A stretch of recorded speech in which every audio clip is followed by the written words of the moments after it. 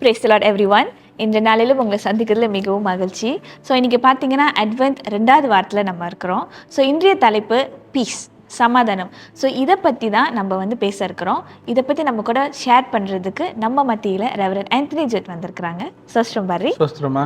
எப்படி இருக்கீங்க பாரி? ரொம்ப நல்லா இருக்கேன், தேங்க்யூ. எங்கேருந்து வரீங்க பாரி? பட்டுவத் பின்னாங்கிலேருந்து வரமா. ஓகே. ஸோ பாரி, நம்ம பாட்காஸ்ட் பார்த்துட்டு இருக்கிற மக்களுக்கு உங்களோட சின்ன அறிமுகம். என் பேர் ஆந்தனி. நான் சென்ட் மார்க்ஸ் சர்ச் பட்டுவத்தில் பாதிரியாராக இருக்கேன். அதே நேரத்தில் சென்ட் பால்ஸ் சர்ச் புக்கெத்துங்க அண்ட் சென்ட் தாமஸ் சர்ச் கூலியம்லேயும் நான் ஊழியம் செய்து கொண்டிருக்கிறேன். Okay, thank you so much Pari. So நான் சொன்ன மாதிரி இன்றைக்கி நம்ம பீஸ்ன்ற தலைப்பை பற்றி தான் நம்ம பேசுகிறோம். ஸோ நம்ம ஃபர்ஸ்ட் கொஸ்டின்குள்ளே போகலாம் பாரி. ஸோ நம்ம லூக்கா 1வது அதிகாரம் 37வது வசனத்தை நம்ம பார்த்தோன்னா, மேரி உம்முடைய வார்த்தையின் படி எனக்கு ஆக கடவுதுன்னு சொல்கிறாங்க. ஸோ அந்த வார்த்தையை சொல்கிற அளவுக்கு அவங்களுக்கு அந்த பீஸ் எப்படி கிடச்சிருக்கோன்னு நீங்கள் நினைக்கிறீங்க? இது ரொம்ப நல்ல கொஸ்டின். இது இந்த கொஸ்டின்ஸ் என்கிட்ட கொடுக்கும்போது, இது படிக்கும்போது எனக்கே ரொம்ப என்கரேஜிங்காக இருந்துச்சு. அது ஆராய்ந்து பார்க்கும்போது தான் சில விஷயங்கள் நான் இதுலேருந்து படித்து கொண்டேன். அதை தான் இன்றைக்கி உங்களோட நான் பகிர்ந்து கொள்ள போகிறேன். அவங்க லெட் இட் பி டு மீன் சொல்கிறதுக்கு முன்பதாக அவங்க ஒரு வார்த்தை சொன்னாங்க. என்ன வார்த்தைனா, ஹவு கேன் திஸ் பி? ஒரு கஷ்ட சூழ்நிலை வரும்போது திடீர்னு இவ்வளோ பெரிய விஷயம் அவங்க செய்யணும்னு சொல்லும்போது அவங்க கன்ஃபியூஸ் ஆகிட்டாங்க. அவங்களுக்குள்ள ஒரு பயம் வந்துடுச்சு. ஆனால் அந்த பயம், அந்த கன்ஃபியூஸ்லாம் போகிறதுக்காக கடவுளோட சமாதானம் எப்படி வந்துச்சுன்னா, 34வது வசனம் 35வது வசனத்தை நம்ம படிக்கணும். அதில் தான் அதுக்கு விடை இருக்குன்னு நான் நம்புகிறேன். ஸோ 34வது வசனத்தில் அவங்க கேட்குறாங்க, என்ன சொல்கிறாங்க, அந்த தேவதூதனை பார்த்து என்ன கேட்குறாங்கன்னா, இது எப்படி சாத்தியம்? ஸோ 35வது வசனத்தில் அந்த தேவதூதர் என்ன சொல்கிறாருன்னா, பரிசுத்த ஆவி உனக்கு உதவி செய்வாங்க. The holy spirit will help you அப்படி என்று நம்ம வார்த்தையை படிக்கிறோம். இன்றைக்கி நம்மளும் அந்த மாதிரி ஒரு சூழ்நிலைக்குள்ளே வரோம். என்னது, திடீர்னு ஒரு பேட் நியூஸ், திடீர்னு ஒரு கஷ்ட காலம். ஸோ நம்ம இழக்கிறது நம்ம சமாதானம் தான். ஐயோ என்னடா அப்படியாச்சுன்னு. ஆனால் அந்த சூழ்நிலையிலையும் திடீர்னு யாரோ ஒரு ஆள் நமக்கு உதவி செய்ய போகிறாங்கன்னு கேட்ட உடனே நம்மளுக்கு மனசு கொஞ்சம் திருப்தியாயிடும். அவங்களுக்கு ஹவு கேன் திஸ் பி, எப்படி நடக்க போகுது அப்படின்னு கேட்டவங்க இதை கேட்ட உடனே அவங்க கொஞ்சம் கண்டிப்பாக யோசிக்க ஆரம்பிச்சிருப்பாங்க. பரிசுத்த ஆண்டவர் என் கூட இருக்கிறாரு. 2வது 35வது வசனத்தில், the power of the most mighty God will cover you or overshadow you. கடவுள் உங்கள் கூட இருக்க போகிறாரு, உங்களுக்கு உதவி செய்ய போகிறாங்க அப்படின்னு சொல்லும்போது அவங்களுக்கு இன்னும் அதிகமான ஒரு சமாதானம் வந்திருக்கும். என்ன சமாதானம் நம்ம பார்த்தோன்னா, கடவுள் கண்டிப்பாக அவங்களை ப்ரொடெக்ட் பண்ண போகிறாரு, கடவுள் கண்டிப்பாக சொன்னதை செய்து முடிக்க போகிறாரு, இது எப்படி நடத்தணும், எப்படி நடக்கணும், எப்படி இதை முடிக்க போகிறோம், கடவுள் கண்டிப்பாக கைட் பண்ணுவார் சொல்லி அவங்களுக்குள்ள ஒரு நம்பிக்கை, ஒரு சமாதானம் அப்பயே வந்திருக்கும். ஸோ 3வது நம்ம என்ன பார்க்குறோம், 38வது வசனத்தில் மேரி என்ன சொல்கிறாங்கன்னா, அந்த தேவதூதனை பார்த்துட்டு நான் கடவுளோடைய ஊழியக்காரி அப்படி என்று சொல்கிறாங்க. ஸோ அவங்களோட பொசிஷன் அவங்க புரிஞ்சுக்கிட்டாங்க. இன்றைக்கி நம்மளோட பொசிஷன், நம்ம கடவுளுக்கு ஊழியம் செய்கிறோம், நம்ம கடவுளுக்கு பணி செய்கிறோம் அப்படின்னு நம்ம சொல்லும்போது நம்ம யாருக்கு இந்த விஷயத்தை செய்கிறோம்? கடவுளுக்காக செய்கிறோம். கண்டிப்பாக கடவுள் நடத்துவார். இன்றைக்கி அவங்க சொல்கிறாங்க, ஐ ஆம் தை சர்வன்ட்ன்றாங்க. ஸோ அப்போ கண்டிப்பாக சர்வன்ட் சொல்லும்போது மாஸ்டர் லார்ட் இருப்பாங்க, கண்டிப்பாக லார்ட் மாஸ்டர் இருப்பாங்க. ஸோ அந்த சூழ்நிலையில் நம்ம பார்க்கும்போது கண்டிப்பாக மாஸ்டர் பார்த்துக்குவாங்க. இந்த 3 விஷயத்தையும் நம்ம பார்க்கும்போது, கஷ்ட காலத்தில் நான் போனால் கூட எனக்கு உதவி கிடைக்க போகுது, எனக்கு ஒரு விதத்தில் கடவுள் மூலியமாக எனக்கு ஒரு பவர், ஒரு வல்லமை கிடைக்க போகுது. அதே நேரத்தில் நான் தேவனோட பிள்ளைன்னு சொல்லும்போது என் தகப்பன் கண்டிப்பாக எனக்காக உதவி செய்ய போகிறாரு அப்படின்னு ஒரு நம்பிக்கை, அப்படின்னு ஒரு சமாதானம் புறப்பட்டு வந்தோடனே அவங்க வாயிலேருந்து வந்த வார்த்தை, let it be to me. So இன்றைக்கி நம்ம சூழ்நிலையும் அப்படி தானே. கஷ்ட காலத்தில் போகிறோம், நம்மளுக்கு யாரோ ஒரு ஆள் துணை நிற்க போகிறாங்க, நம்ம கூட வர போகிறாங்க, இந்த விஷயம் முடிய போகுது, அவங்க ஹெல்ப் பண்ண போகிறாங்க அப்படின்னு சொல்லும்போது நம்மளுக்கு என்ன செய்வோம், ஓகேலா சந்தேலா அப்படின்னு சொல்லிட்டு நம்ம மூவ் ஆயிடுவோம். அதுதான் நான் இதுலேருந்து பார்த்தேன். ஸோ சமாதானம் எப்படி வருதுன்னா, கடவுளோட வார்த்தை, அதை நம்ம முழுசாக நம்ப வேண்டும். 2வது பரிசுத்த ஆவி, கடவுளோட பிரசன்னம் நம்ம கூட இருக்கோம், நம்ம முழுமையாக நம்பணும். அந்த மாதிரி நம்பும்போது வேற எதையும் நம்ம பார்க்க போகிறதில்ல, ஆனால் கடவுளோட பிரசன்னம் இருக்குது எனக்கு. 3வது நம்ம என்ன சொல்ல போகிறோம், கடவுள் என்னை வழி நடத்த போகிறாருன்னா கண்டிப்பாக என்னை வல்லமையாக அவர் வழி நடத்துவார் என்று நம்ம முழுமையாக நம்பணும். கடைசியாக தேவதூதன் சொல்கிறாருல, இது எப்படி சாத்தியம் அப்படின்னு கேட்கும்போது சொல்கிறாங்க, இது மனுஷனால் முடியாது, ஆனால் கடவுளால் கண்டிப்பாக முடியும். இன்றைக்கி அநேக நேரத்தில் நம்ம சமாதானம் ஏன் இழக்கிறோன்னா, நம்ம கடவுளை நோக்கி பார்க்கறது இல்லை, யார் எனக்கு உதவி செய்வார். ஆனால் இன்னைக்கு நம்ம இந்த வேதத்தில் படிக்கும்போது கடவுள் சொல்கிறாரு, நம்மளை பார்த்து எல்லாரும் பார்த்து நம்ம சொல்கிறாரு, கடவுள் கண்டிப்பாக உதவி செய்ய போகிறாரு. மனுஷனால் முடியலாம் பரவாயில்ல, நம்ம சுற்றி இருக்கிற சூழ்நிலை முடியலாம் பரவாயில்ல, ஆனால் தேவனால் கூடும். அதுலேருந்து தான் மரியாளுக்கு வந்து ஒரு பெரிய சமாதானம் வந்திருக்குன்னு நான் நம்புகிறேன். வெரி நைஸ் ஒன் பரி, தேங்க்யூ ஸோ மச். ஸோ நம்ம அடுத்த கேள்விக்கு நம்ம கடந்து செல்வோம். இப்போ இந்த நேரத்தில் பார்த்திங்கன்னா, இப்போ நம்ம மேரியை பார்த்தோம். இப்போது நம்ம லைஃப்பில் நமக்கும் நிறையா வந்து கியோட்டிக்கான சுச்சுவேஷன்ஸ் இருந்திருக்கு. நம்மளும் வந்துட்டு சமாதானம் இழந்து போகிற ஒரு சுச்சுவேஷன் இருக்குது. உதாரணத்துக்கு நம்ம வந்து இப்போ வெளியே கிளம்பி போகிறோம். நம்ம ரஷ் பண்ணி கிளம்பி போயிட்டு இருக்கும்போது நம்ம மைண்ட் வந்து நிதானமாக இருக்காது. நம்ம வந்து ஒரு ரஷ்ஷிங் மோட்டில், ஒரு ஸ்ட்ரெஸ் மோட்டில் நம்ம இருப்போம். ஸோ அந்த நேரத்தில் யாராவது சொல்லிட்டாங்கன்னா, ஏதாச்சும் செஞ்சுட்டாங்க அப்படின்ற பட்சத்தில் நம்ம நேரத்தில் வந்துட்டு பீஸை இழக்கிறோம்.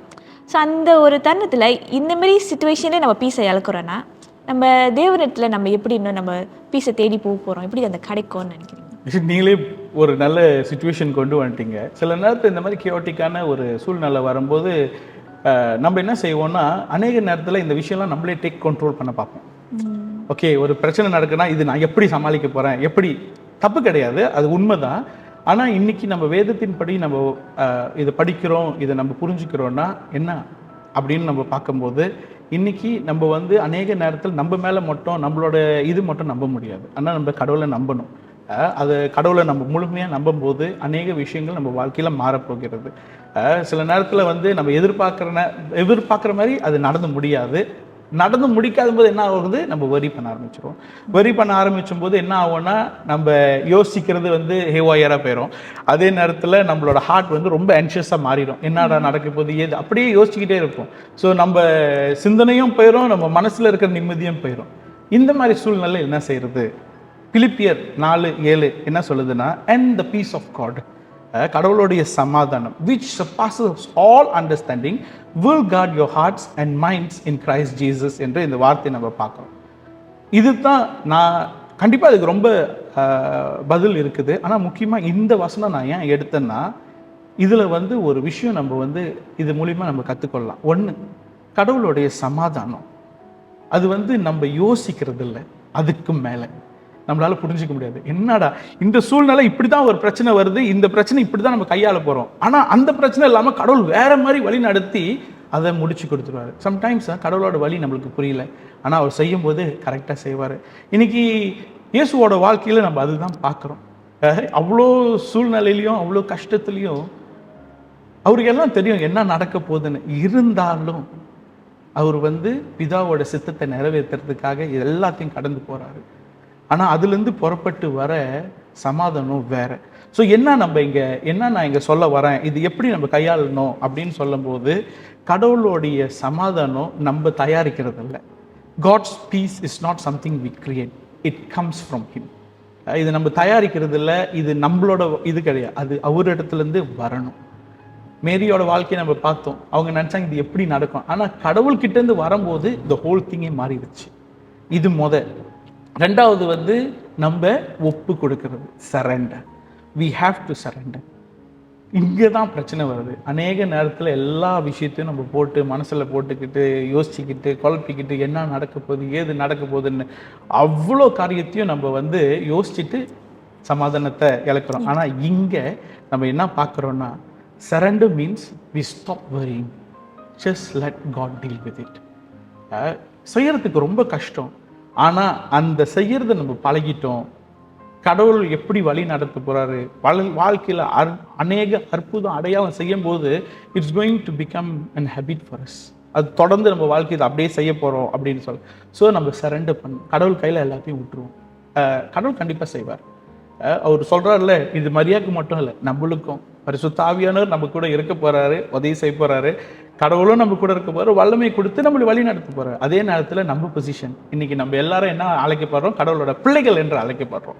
ஸோ இந்த ரெண்டு விஷயம் நம்ம கண்டிப்பாக செய்யணும். ஒன்று, வரி பண்ண தேவை, சமாதானத்துக்கு கடவுள் வழி கொடுக்க போகிறார். ரெண்டாவது, நம்ம அர்ப்பணிக்கிறது, எல்லா விஷயத்தையும் கடவுள் கையில் அர்ப்பணிச்சுட்டு கடவுள் கையில் விட்டுட்டு நம்ம அதை பற்றி யோசிக்காமல் அது மனசில் போட்டு குழப்பிக்காமல் கடவுளே நீங்கள் பார்த்துக்குங்க அப்படின்னு சொல்லி நம்ம புறப்பட்டு போகும்போது, இங்கே என்ன வசனம் சொல்லுதுன்னா, போல் என்ன சொல்கிறாருன்னா, இந்த பீஸ் வந்து என்ன செய்யணும்னா நம்மளோட இருதயத்தையும் சிந்தனையும் இட் வில் காட், அது வந்து பாதுகாக்க போகுதுன்னு சொல்கிறது.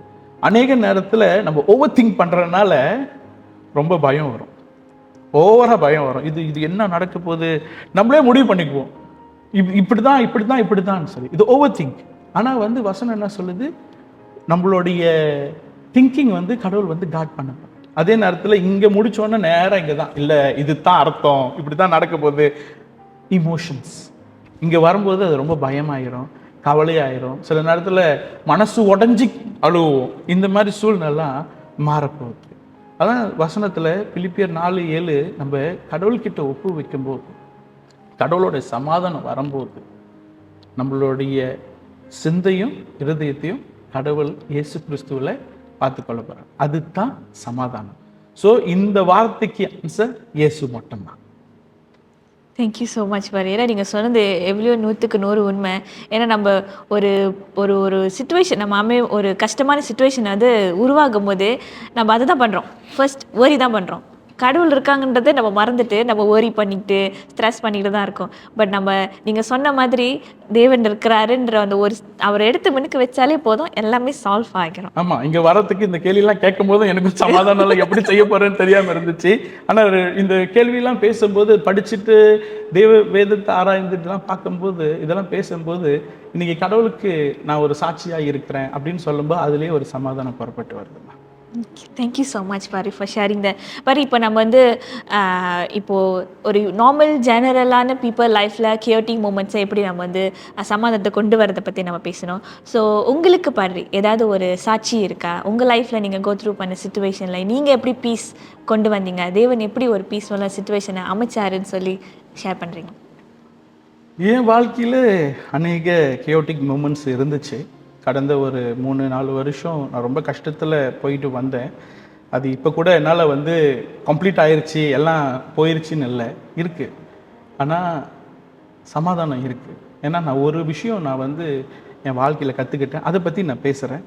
என் வாழ்க்கையில் வந்து இடையில ஒரு 4-5 வருஷத்துக்கு முன்னாடி ஒரு ஒரு ஒரு டெத், ஒரு ஒரு சாவு அப்படின்னு சொல்லி என் வாழ்க்கையில் அந்த இது இருந்துச்சு. ரொம்ப பிரியமானவங்க இறந்தது. அப்புறம் அது மட்டும் இல்லாமல் அது மூலியமாக ஒரு டீப் லோன்லினஸ்குள்ளே போயிட்டேன்.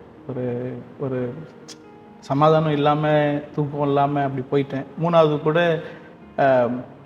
எவ்வளோ தான் நல்லது செஞ்சாலும் நம்மளை குறை பேசுகிறவங்க இருந்துக்கிட்டே இருப்பாங்க. செய்யாத ஒரு விஷயத்த செஞ்சேன்னு சொல்லி அதுலேருந்து புறப்பட்டு வந்த சில பாதிப்பு வந்து ரொம்ப என்னைய இது பண்ணுச்சு. எத்தனையோ நாட்கள், எத்தனையோ நேரம் வந்து நிம்மதி இல்லாமல் நான் உக்காஞ்சிக்கிட்டு இருந்திருப்பேன். ஆனால் இதெல்லாம் சில நேரத்தில் வந்து எனக்குள்ள ஸ்ட்ரகிள். இப்போ நான் பேசுகிறேன், நம்ம இயேசு மேலே, கடவுள் மேலே நம்பி எல்லாத்தையும் வைக்கலான்னு. ஆனால் அந்த நேரம் வரும்போது கஷ்டம் வரும், அந்த நேரம் வரும்போது அந்த ஃபீலிங்ஸ் வரும்போது பயம் வரும். ஸோ இதெல்லாம் நம்ம எப்படி இது பண்ணுறது? என் வாழ்க்கையில் நான் என்ன பண்ணேன்னா 2 விஷயம் பண்ணேன். வேதம், ஜெபம். எனக்கு இது வேற என்ன சொல்கிறதுன்னு தெரில. இன்றைக்கி காலையில் கூட நான் புறப்பட்டு வரும்போது இன்னைக்குள்ள வசனம், தண்ணீர்கள் மத்தியில் உன்னை வழி நடத்துவேன் அப்படின்னு சொல்லி நான் பார்த்தேன். அந்த வசனத்தை படித்தேன். ஸோ எனக்குள்ள ஒரு சந்தோஷம், எனக்குள்ள ஒரு நிம்மதி. என்னதுன்னா, கடவுள் இருக்காரு, வழி நடத்துவார், ஏன் வரி பண்ணணும் அப்படின்னு வரி பண்ணாமல் இருக்க முடியல. ஆனால் அந்த வார்த்தை, ஸோ அந்த வார்த்தையை வைத்து நான் ஜெபம் பண்ணுறேன். அப்பா நீங்கள் சொன்னீங்க தானே, என்னை இந்த தண்ணீர்கள் மூலயமா, இந்த நெருப்பு மூலயமா வழி நடத்துவீங்கன்னு சொன்னீங்க தானே, எல்லாத்தையும் நான் உங்ககிட்ட கொடுக்குறேன், நீங்கள் பார்த்துக்குங்க, எனக்கு நீங்கள் இருந்தால் மட்டும் போதும். அந்த வேதத்தை படித்து வரும்போது ஒரு கான்ஃபிடென்ஸ், ஒரு சமாதானம் அங்கேருந்து புறப்பட்டு வருது. அதை ப்ரேயரை சொல்லும் போது கடவுள் கேட்பார், மனுஷன் கேட்குறானோ இல்லையோ கடவுள் கேட்பார், அந்த நிச்சயம் இருக்குது. ஸோ அதை செய்துட்டு வரும்போது இந்த மாதிரி கேயோட்டிக் மூமெண்ட்ஸ்லாம் என் வாழ்க்கையில் மாற ஆரம்பிச்சிச்சு. உக்காஞ்சி யோசிச்சுக்கிட்டு இருக்க சூழ்நிலை மாறிச்சு. போயிட்டு படுத்துருவோம் சில நேரத்தில், கொஞ்ச நேரம் தூங்கிட்டா இதெல்லாம் யோசிக்க மாட்டேன். அந்த சூழ்நிலை மாறிச்சு. ஊழியம் செய்ய ஆரம்பித்தேன், இன்னும் அதிகமாக செய்ய ஆரம்பித்தேன், விசிட்டேஷன்ஸ் போனேன். இதெல்லாம் வந்து நான் அதிகரித்த காரணம் இதன் மூலியமாக தான் சமாதானம், இதன் மூலியமாக தான் ஒரு புதிய வழி நான் இது பண்ணேன். ஸோ இன்றைக்கி என்னை வாழ்க்கையில் இந்த கேயோட்டிக் மூமெண்ட்ஸ்லாம் நம்ம வாழ்க்கையில் மாறணும்னா என்னை பொறுத்தவரைக்கும் வேதம், ஜெபம் இது இருந்துச்சுன்னா போதும். சில நேரத்தில் நான் ஜேர்னல் செய்வேன், ஆல்மோஸ்ட் அன்னாடிக்காக நான் ஜேர்னல் செய்வேன். ஸோ அந்த ஜேர்னல் செய்யும்போது என்னோடய ஃபீலிங்ஸ் நாங்கள் எழுதிடுவோம். இதுதான் இன்றைக்கி நான் இவ்வளோ கஷ்டத்தை போனேன். ஆனால் அந்த படித்த வசனத்தில் நான் ரிலேட் பண்ணும்போது அது வேறு, அதுலேருந்து வர அந்த சந்தோஷம், அதுக்கப்புறம் இப்போ படுத்துனா நிம்மதியாக படுத்துருவேன். தேங்க்யூ ஸோ மச் ஃபார் கேட்குறதுக்கே ரொம்ப இன்ஸ்பைரிங்காக இருந்துச்சு. ஏன்னா காட் உங்கள் லைஃப்பில் வந்துட்டு எவ்வளோ பெரிய ஒரு பாட்டாக இருந்திருக்காங்க அப்படின்னு சொல்லிட்டு நம்ம பார்க்கும்போது கண்டிப்பாக அது வெரி எவ்வளோ பெரிய பாட்டில் அவர் தான் பாட்டே. அவர் தான் பாட்டு. அவர் மட்டும்தான். God is really good. Thank you so much பாரு நீங்கள் ஷேர் பண்ணதுக்கு. ஸோ இப்போ நம்ம 2வது வாரத்தில் இருக்கோம். கிறிஸ்மஸ் சீசன் சொல்லி வந்துருச்சு. போன வாரம் ஸ்டார்ட் பண்ணிட்டோம். ஸோ எப்படி பாரு ப்ரிப்ரேஷன்லாம் போயிட்டுருக்கு வீட்டில், சர்ச்சில், சபையில? சர்ச்சில் ப்ரிப்பரேஷன் ஓடுது. எல்லாம் செஞ்சுட்டாங்க. சிலது வந்து ரெடி ஆயிருச்சு, சிலது வந்து ஒன்றும் தேவைகள் இருக்கு. ஸோ அதெல்லாம் பார்த்துக்கிட்டு இருக்கோம். கேரளிங்கு, அப்புறம் ட்ராவலு, அப்புறம் சர்வீசஸ் எல்லாம் அரேஞ்ச் பண்ணுறது தான் இருக்குது. ஸோ இந்த சூழ்நிலையிலையும் அநேக நேரத்தில் நம்ம ஊழியக்காரங்க ரொம்ப பற்றாக்குறை இருக்காங்க. So I just want to encourage, அப்படிக்காண்டி உங்களால் ஊழியத்தில் செய்ய முடியும்னா I think this is the season. கொஞ்சம் அதிகமாக நம்ம ஒன்றும் நம்மளுடைய சர்ச் பாஸ்டர்ஸ், டீக்னஸ், அது மட்டும் இல்லாமல் நம்ம சர்ச் லீடர்ஸ்க்கு நம்ம ஹெல்ப் பண்ணலாம். ஸோ இந்த சீசன் மேமாங் வெரி பிஸியான ஒரு சீசன். இந்த நேரத்தில் ரொம்ப காரியம் இருக்கும். வி ஹேவ் டு வீடு கண்டிப்பாக என்ன சொல்லுவாங்க, சர்ச்சை பார்த்துட்டு வீடு பார்க்காம இருந்துடாதீங்க. ஐ திங்க் வீடு நம்ம பார்க்கணும். நம்ம பிள்ளைங்க will be excited, our parents will be excited for this day. Exactly. Thank you Pari. Thank you so much for coming and sharing with us. இந்த நாளையிலும் உங்களோட ஷேரிங் எங்களுக்கு ரொம்ப பிரயோஜனமாக இருக்கும்னு நாங்கள் நம்புகிறோம். அண்ட் நீங்களும் எங்கள் கூட ஜாயின் பண்ணதுக்கு ரொம்ப தேங்க்யூ. இதே போல் அடுத்த வாரத்தில் உங்களை மீண்டும் சந்திக்கிறேன். Thank you so much.